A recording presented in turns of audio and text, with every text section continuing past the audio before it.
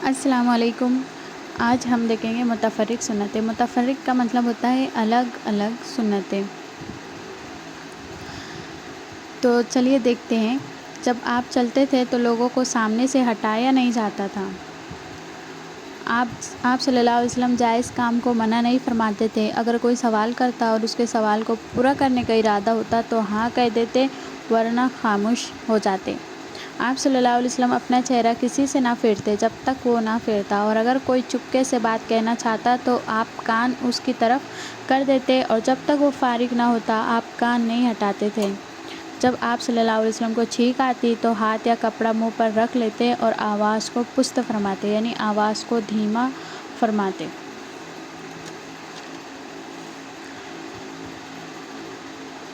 جب کسی چیز کو کروٹ کی طرف دیکھتے، یعنی دوسری سائڈ، تو پورا چہرہ پھیر کر دیکھتے۔ متکبروں کی طرح کن آنکھوں سے نہ دیکھتے۔ نگاہ نیچی رکھتے تھے۔ غایت حیا کی وجہ سے نگاہ بھر کر نہ دیکھتے تھے۔ برتاؤ میں سختی نہ فرماتے، نرمی کو پسند فرماتے۔ حضور صلی اللہ علیہ وسلم چلتے وقت پاؤں اٹھاتے تو قدم قوت سے یعنی طاقت سے اٹھتا تھا، اور قدم اس طرح رکھتے تھے کہ ذرا آگے کو جھک جاتے۔ تواضع کے ساتھ قدم بڑھا کر چلتے، گویا کسی بلندی سے پستی میں اتر رہے ہوں۔ سب میں ملے جلے رہتے تھے، یعنی شان بنا کر نہ رہتے تھے، بلکہ کبھی مزاح بھی فرما لیا کرتے تھے۔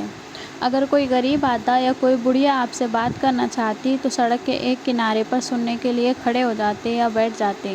نماز میں قرآن مجید کی تلاوت فرماتے تو سینہ مبارک سے ہانڈی کھولنے کی سی صدا آتی۔ خوف خدا کی وجہ سے یہ حالت ہوتی تھی۔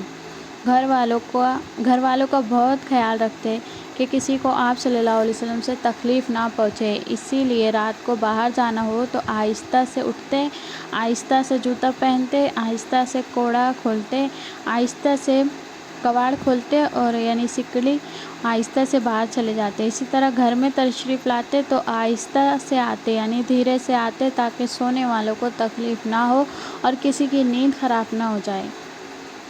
جب چلتے تو نگاہ نیچے زمین کی طرف رکھتے، مجمع کے ساتھ چلتے تو سب سے پیچھے ہوتے، اور کوئی سامنے سے آتا تو سب سے پہلے سلام آپ ہی کرتے۔